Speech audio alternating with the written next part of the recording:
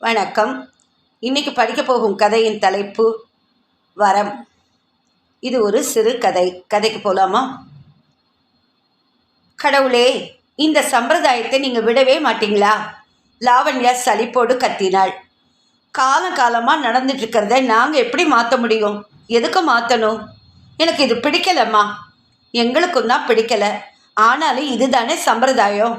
எங்களுக்காக அவங்க முன்னாடி ஒரு நிமிஷம் நின்றுடு. நிற்க கூட வேணாம். சாதாரணமாக உட்கார்ந்து விருந்தாளிங்க கிட்ட பேசுகிற மாதிரி பேசிடு. அவங்களும் படித்தவங்க தான். பழம் பஞ்சாங்கம் இல்லை. அந்த காலம் மாதிரி பாட்டு பாடு டான்ஸ் ஆடுன்னு சொல்ல மாட்டாங்க. என்ன படித்து என்ன? பெண் பார்க்குறதுங்கிற ஒரு மட்டமான சம்பிரதாயம் அழிஞ்சு போக மாட்டேங்குதே. நாங்கள் தான் சொல்கிறோம்ல, எங்களுக்காக உட்காந்து சகஜமாக 4 வார்த்தை பேசிட்டு எழுந்து போயிடுன்னு. நான் முடியாதுன்னு சொன்னால் நீங்கள் என்னம்மா செய்வீங்க? லாவண்யா அம்மாவை உற்று பார்த்து கேட்டாள். ஒன்றும் செய்ய மாட்டோம், வருத்தப்படுவோம். உனக்கு படிப்பை கொடுத்து வளர்த்த நாங்கள் பண்பையும் அன்பையும் கொடுக்க தவறிட்டோமேன்னு வேதனைப்படுவோம். நாங்கள் வேதனைப்படுறது தான் உனக்கு சந்தோஷம்னா உன் இஷ்டப்படி செய். வர வேண்டான்னு அவங்களுக்கு ஃபோன் பண்ணி சொல்லிடுறோம். அம்மா விரக்தியாக கூறினாள். சென்டிமெண்டால் அடிப்பது என்பது இதுதானா? லாவண்யா தன் எரிச்சலை விழுங்கி கொண்டாள். எத்தனை மணிக்கு வரணும்? 4 மணிக்கு தான் நல்ல நேரம். வரேன், ஆனால் 10 நிமிஷம்தான், எழுந்து போயிடுவேன்.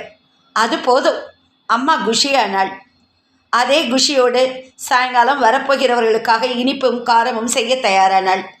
லாவண்யா அலுவலகம் கிளம்பினாள். சரியாய் 4 மணிக்கு அவள் வந்த சற்று நேரத்தில் அவர்களும் வந்தனர். அப்பா கை குலுக்கி உள்ளே அழைத்து வந்தார். மாடியிலிருந்து தன் அறையிலிருந்து பையனை பார்த்தாள் லாவண்யா. அடே அப்பா, என்ன உயரம், என்ன நிறம், என்ன கம்பீரம்! வியந்து போனாள். அந்த ரிம்லெஸ் கண்ணாடி இன்னும் கொஞ்சம் அழகும் கம்பீரமும் அவனுக்கு சேர்ப்பதாக தோன்றியது. பரவாயில்லை, நல்ல வரனாகத்தான் அப்பா பார்த்திருக்கிறார். நல்ல வாழ்க்கை துணை கிடைக்கிற பட்சத்தில் பிடிக்காத சம்பிரதாயத்திற்கு சற்றே விட்டு கொடுத்து ஒத்துழைப்பதில் தவறில்லை என்று கூட தோன்றியது. 10 நிமிட பரஸ்பர விசாரிப்புகளுக்கு பிறகு அப்பா அவளை அழைத்தார். அவள் சந்தோஷமாகவே கீழே வந்தாள். புன்சிரிப்போடு அனைவருக்கும் ஒரு ஹலோ சொல்லிவிட்டு அப்பாவின் அருகில் சோபாவில் அமர்ந்தாள். கேள்வி பதில் நிகழ்ச்சியாக இல்லாமல் சகஜமாக அவர்களோடு உரையாடினாள். என்னம்மா, மேற்கொண்டு நாங்கள் பேசலாமா? உங்கள் 2 பேருக்கும் சம்மதம் தானே? மாப்பிள்ளையின் அப்பா கேட்க லாவண்யா பையனை ஒரு முறை பார்த்து புன்னகைத்தாள். எனக்கு சம்மதம், அங்கேயே சொல்லிவிட்டு எழுந்து மாடிக்கு வந்தாள். உண்மையிலேயே சந்தோஷமாக இருந்தது. பையன் சவுண்ட் என்ஜினியர். வெளிநாட்டு தொலைக்காட்சி சேனல் ஒன்றில் மாதம் ₹1,00,000 சம்பாத்தியம்.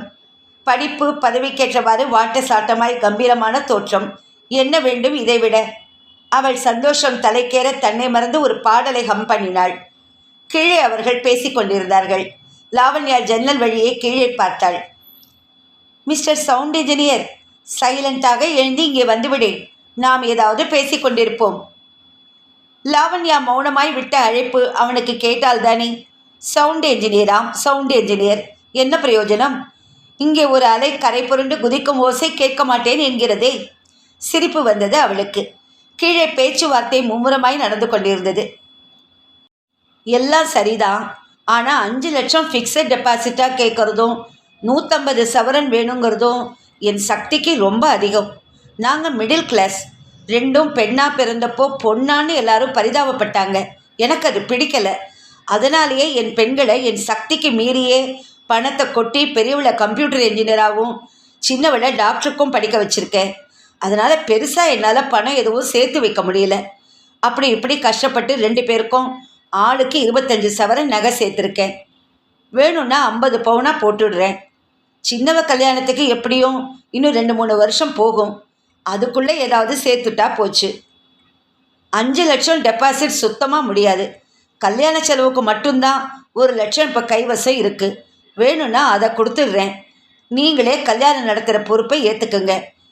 எவ்வளோ சிம்பிளாக செய்கிறீங்களோ செஞ்சுட்டு மிச்ச பணத்தை எடுத்துக்குங்க. கல்யாணத்தை சிம்பிளாக எப்படி நடத்த முடியும்? எங்களுக்கு எவ்வளோ ஃப்ரெண்ட்ஸ் அண்ட் ரிலேட்டிவ்ஸ் இருக்காங்க. அவங்களெலாம் மதிக்கிறாப்புல நடத்தினா தானே எங்களுக்கு கௌரவம். நாங்கள் 5 லட்சம் கேட்குறது எங்கள் பையன் பேரில் இல்லை, உங்கள் பொண்ணு பேரில் தானே. கல்யாணத்துக்கு அப்புறம் அவள் வேலை பார்க்கணுன்னு அவசியம் இல்லை. அப்படி இருக்கும்போது உங்கள் பொண்ணு பேரில் ஒரு தொகையும் அதுக்கு மாதம் வட்டியும் வந்துட்டு இருந்தா அது உங்கள் பெண்ணுக்கு தான் உதவ போகுது. சம்பாதிக்கிற மனநிறைவை தரும். அதுலேருந்து ஒரு சல்லி காசு நாங்கள் தொடமாட்டோம், சத்தியம். லாவண்யா புருவம் சுருக்கி அவர்கள் பேச்சை கேட்டாள். அம்மா அப்பாவை உள்ளே அழைத்து சென்றாள். நல்ல வரனை 5 லட்சத்துக்காக விட்டுற வேண்டாம். பொண்ணு வேலைக்கு கூட போக வேணாங்கிறாங்க. யார் அப்படி சொல்கிறாங்க இப்பெல்லாம்? அவ பேரில் தானே பணம் போட்டு கொடுக்க போகிறோம். நம்ம பொண்ணுக்கு நாம தராமல் யார் தருவாங்க? அது சரிடி, ஆனால் எவங்கிட்ட இப்போ இவ்வளோ பணம் இருக்கு? மதுரையில் எனக்கு வந்த மஞ்சக்காணி பூமி இருக்குல்ல, அதை விற்றா தாராளமாக 4-5 லட்சம் கிடைக்குமே. அதையும் விற்றுட்டு ஒரு கஷ்டம் நஷ்டம்னா எங்கடி போக? சின்னவ கல்யாண செலவுக்கு அதை விற்றுக்கலான்னு நினச்சேன். நாளைய கவலை நாளைக்கு. ஆண்டவன் அதுக்கும் வழி காட்டுவான். நீங்கள் சரின்னு ஒத்துக்குங்க. அப்படிங்கிறியா? ஆமாம். அப்பா வெளியில் வந்தார்.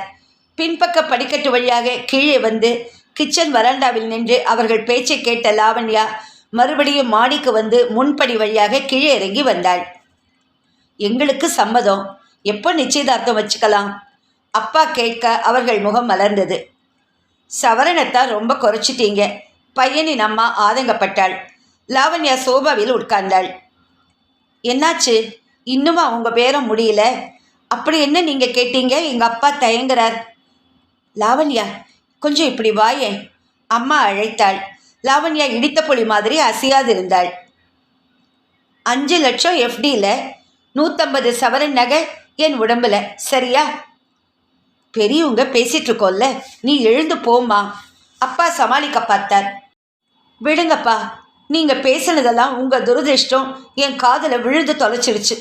என்னை பேச விடுங்க. லுக் மிஸ்டர் ரிஷி, உங்களை பார்த்துட்டு மாடிக்கு போனப்போ உண்மையிலேயே சந்தோஷப்பட்டேன். ஆனால் இப்போ இறங்கி வரும்போது அவ்வளோ சந்தோஷமும் வடிஞ்சு போச்சு. அருவருப்பு தான் மிஞ்சி இருக்கு.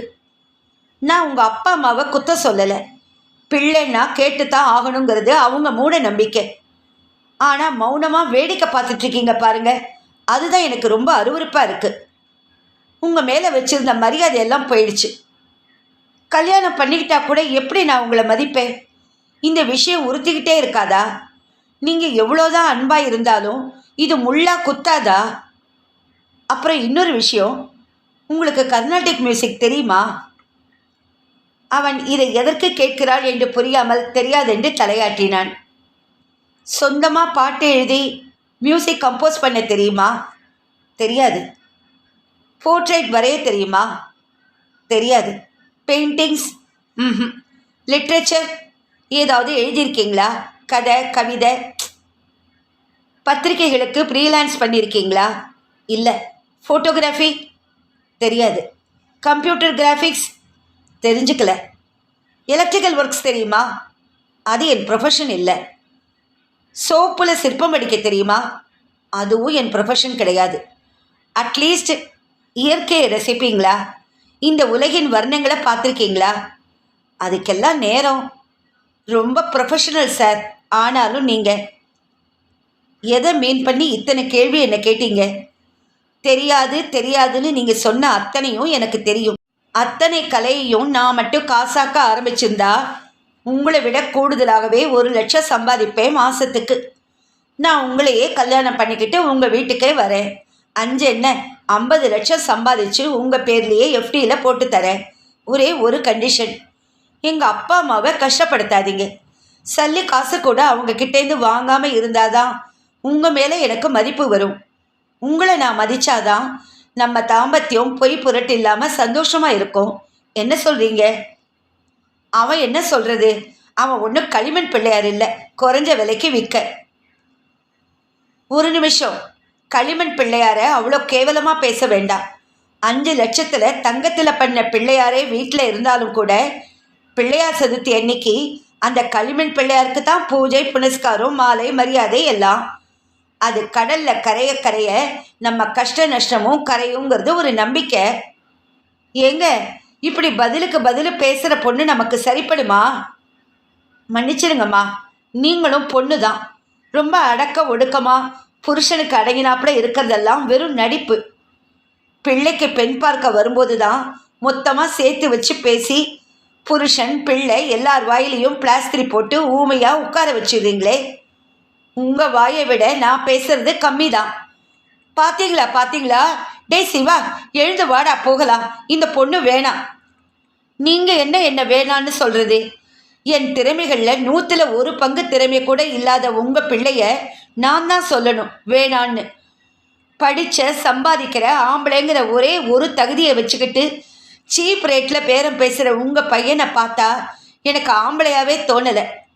மிஸ்டர் சவுண்ட் இன்ஜினியர், ப்ரொஃபஷனலாக மட்டும் சப்தங்களை கேட்காதீங்க. மனுஷனாகவும் சில அழகான சப்தங்களை கேட்க பழகிக்கோங்க. சில்லறை சப்தமும் ரூபா நோட்டின் சலசலப்பு சப்தமும் மட்டுமே சுகம்னு நினச்சா எல்லாரும் சீ போன்னு காரி எச்சல் துப்புற சத்தம்தான் கடைசியில் சத்தமாக கேட்க வேண்டி வரும். இன்றைக்கி நான் துப்புறேன், நாளைக்கு என்ன மாதிரி வேற யாராவது. நல்லவராக இருங்க சார், ஆம்பளையாக இருங்க. நீங்கள் சுகமாக இருக்கிறதுக்காக மற்றவங்களை கஷ்டப்படுத்தி அவங்க கண்ணீர் சிந்துற சத்தத்தில் ஆனந்தப்படாதீங்க. எல்லாரையும் சந்தோஷப்படுத்தி பாருங்க.